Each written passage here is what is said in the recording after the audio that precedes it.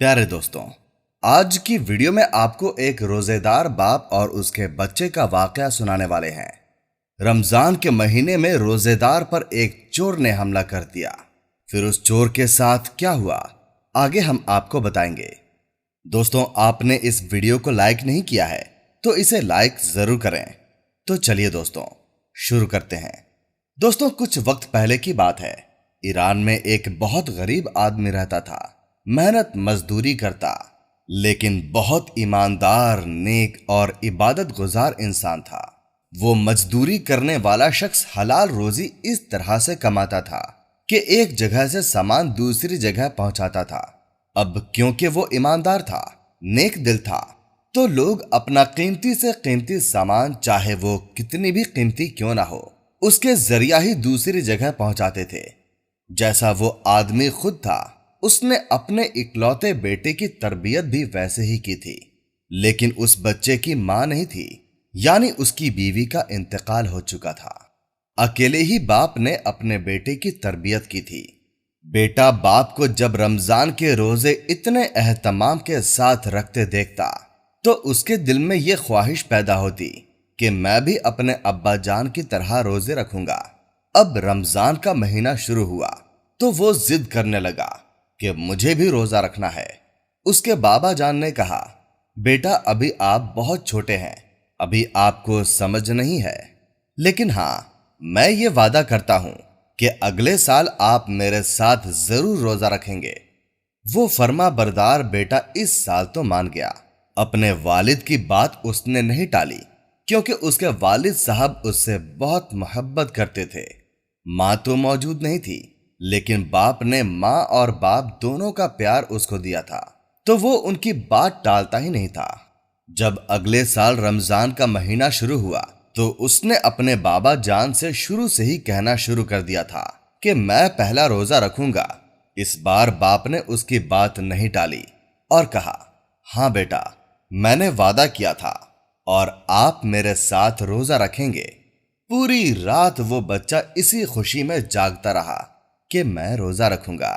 जैसे ही सहरी का वक्त शुरू हुआ तो उसने वालिद को उठाया और कहा, अब्बू, सहरी का वक्त हो चुका है, चलिए मेरे साथ सहरी कीजिए। दोनों बाप और बेटे ने सहरी की और मस्जिद में नमाज पढ़ने चले गए। फजर की नमाज अदा करके दोनों बाप बेटे घर पहुंचे तो वहां एक अमीर आदमी उनका इंतजार कर रहा था। वो शहर का बहुत बड़ा रईस था, सेठ आदमी था। करीब जाकर बाप ने पूछा कि मैं आपकी क्या खिदमत कर सकता हूं। तो वो कहने लगा कि मैं जानता हूं तुम बहुत ही ईमानदार हो, नेक आदमी हो।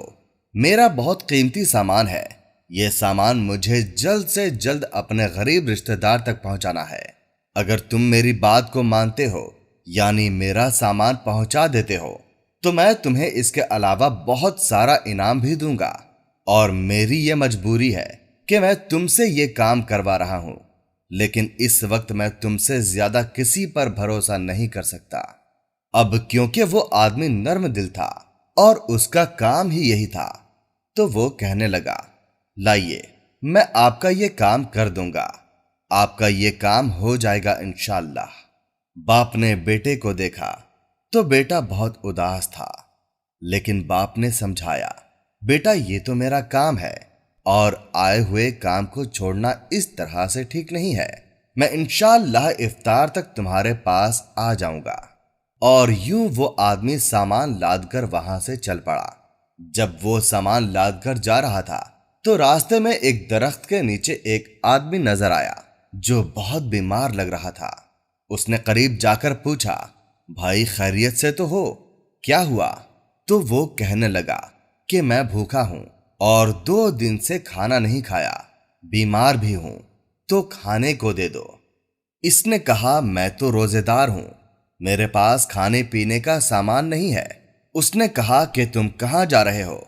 इसने जगह बता दी कि मुझे यह सामान लेकर उस जगह पहुंचना है।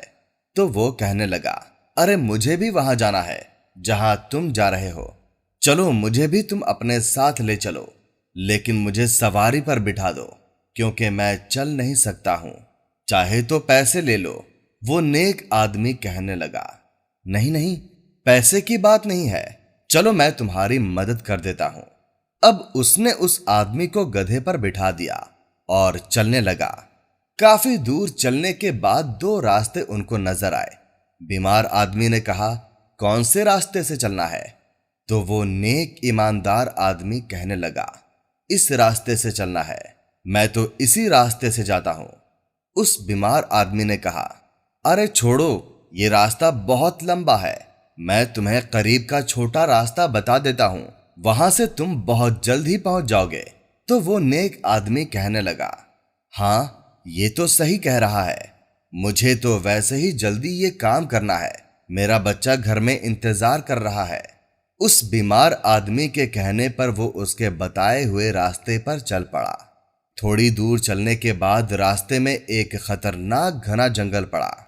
جنگل کو دیکھ کر وہ سوچنے لگا، یہ تو بھیانک جنگل ہے، جنگلی جانور یہاں پر موجود ہوں گے، یہ اجنبی آدمی مجھے بلا وجہ یہاں لے آیا۔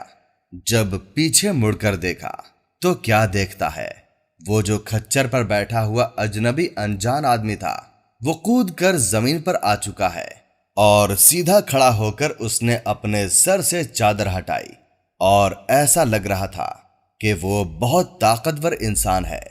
ہنستے ہوئے اس شریف آدمی کی طرف بڑھنے لگا اور کہنے لگا کہ مدد تو ایک بہانہ تھی، مجھے تمہیں لوٹنا بھی ہے اور تمہیں مارنا بھی ہے۔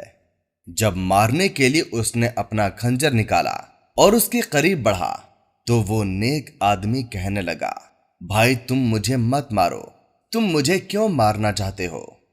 یہ سامان میں تمہیں نہیں دوں گا، یہ کسی کی امانت ہے، اور جو حقدار ہے وہاں تک مجھے یہ سامان پہنچانا ہے۔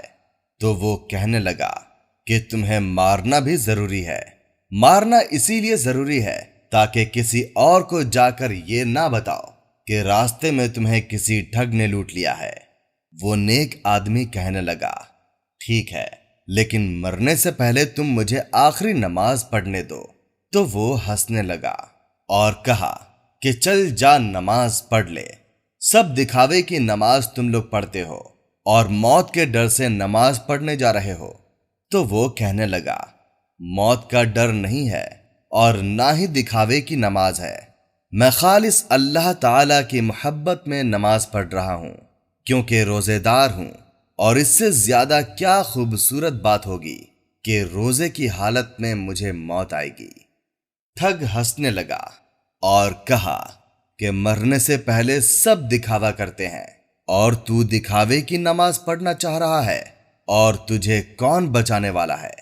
اس وقت اس گھنے جنگل میں میرے علاوہ کوئی نہیں۔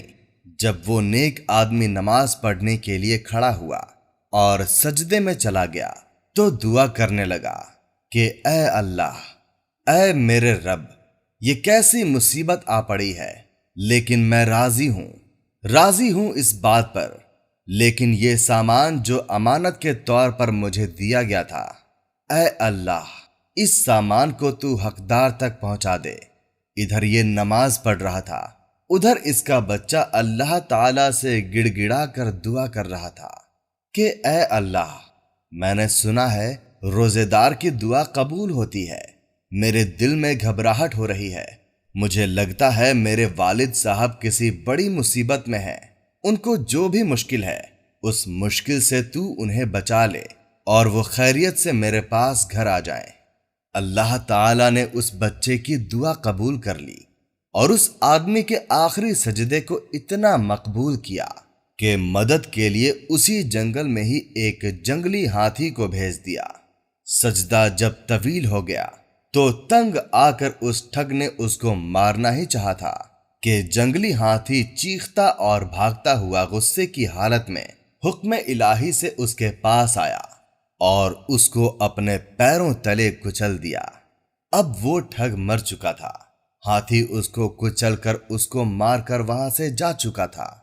یہ باپ دیکھنے لگا کہ یہ کیا معاملہ ہو گیا، اللہ تعالیٰ نے کیسے میری مدد فرمائی۔ شکر ادا کرتے ہوئے وہاں سے اٹھا اور جلدی سے اپنا سامان لیا اور جہاں پہنچانا تھا وہاں سامان پہنچا کر واپس گھر خوشی خوشی آ گیا۔ افطاری کا وقت بالکل قریب تھا۔ बेटा तड़प कर रो रहा था। मां तो नहीं थी। बाप की चाहत में आंसू निकल रहे थे। बाप को जब उस बेटे ने देखा तो लिपट गया और यूं दोनों बाप बेटे ने खुशी खुशी इफ्तारी की और उसके बाद वो उस आदमी से मिले जिसका सामान उन्होंने पहुंचाया था और उसे बताया कि आपका सामान पहुंच चुका है। इसके अलावा रास्ते में पेश आने वाला पूरा वाकया भी सुनाया। तो सेठ साहब इतना खुश हुए कि उनको इनाम और इकराम भी दिया। सुबहान अल्लाह। तो दोस्तों, आज की वीडियो में बस इतना ही। वीडियो को यहीं पर खत्म करते हैं। अगर आपको हमारी वीडियो अच्छी लगी हो तो इसे लाइक और हमारे चैनल को सब्सक्राइब जरूर करें। मिलेंगे इंशाअल्लाह अगली वीडियो में। अस्सलामु अलैकुम। अल्लाह हाफिज।